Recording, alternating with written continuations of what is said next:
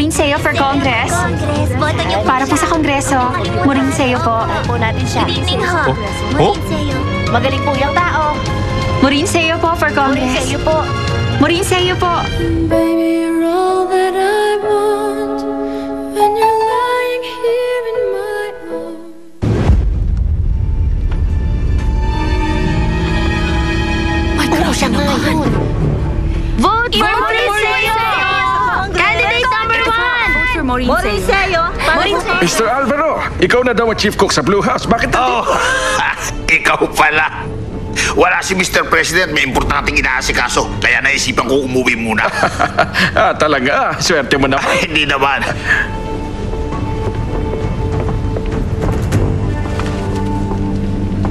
Sandali.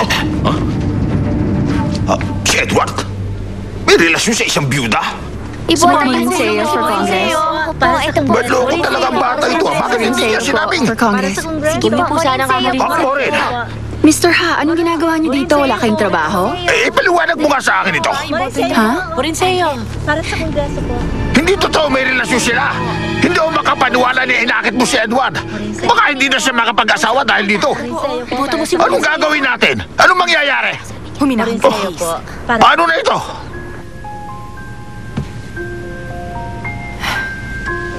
May isa ka pa palang sugat sa palad mo.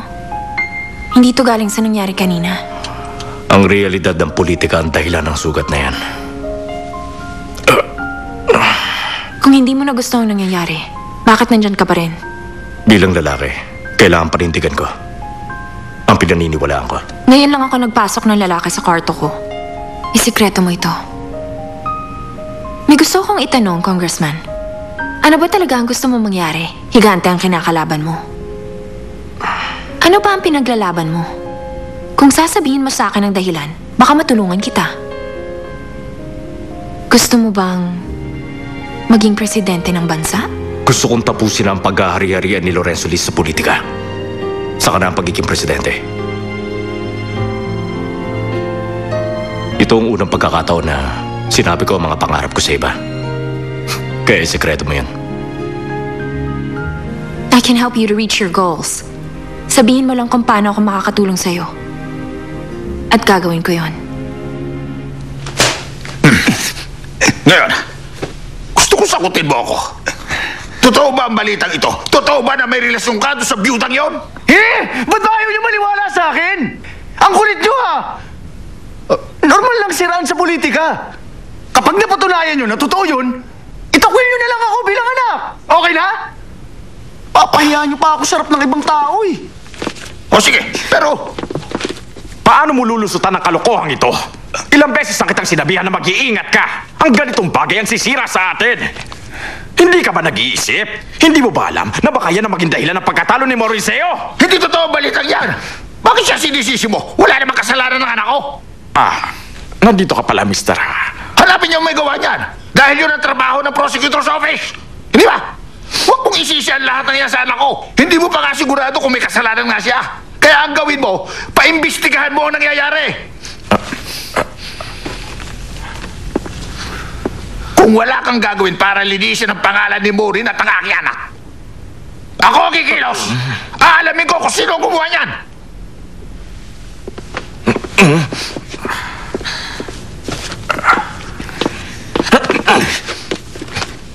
Anong gagawin mo? Saan ka pupunta? Kilala ko ang tatay ko kaya kailangan kumilos na ako ngayon.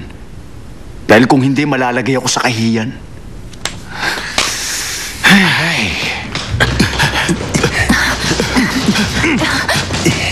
Miseo! Alam naming nandiyan ka lang! Buksan mo ang pinto!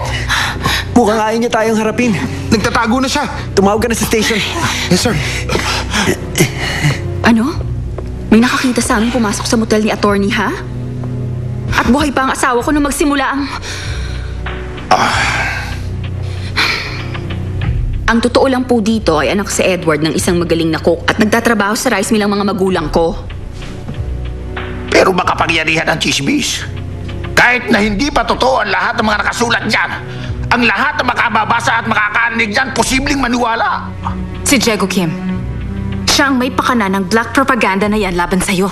Gumawa na lang siya ng chismis dahil wala siyang makitang mali sa'yo, Maureen. Kailangan linisin mo ang pangalan mo. Huwag mong palalampasin ito. Masisira ka. Ano ang balak mo ngayon, ha?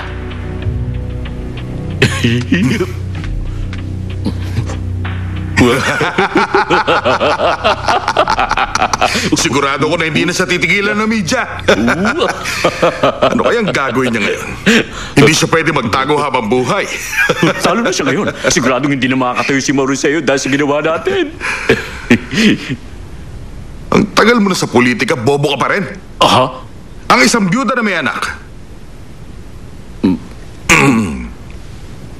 Pwedeng isipin ng iba na normal lang na may pangangailangan siya. Mababawasan ang mga sumusuporta sa kanya pero hindi ka pa rin makakasiguro na lilipat sa'yo lahat ng mga supporters niya. Makukuha mo lang ang loob ng mga babaeng botante kung palalabasin mo na nauunawaan mo si Mauricio. Kababaihan ng mga supporters niya kaya yun ang puntiryahin mo. Napakahusay mo talaga, Congressman. Napakatalino mo. Baby,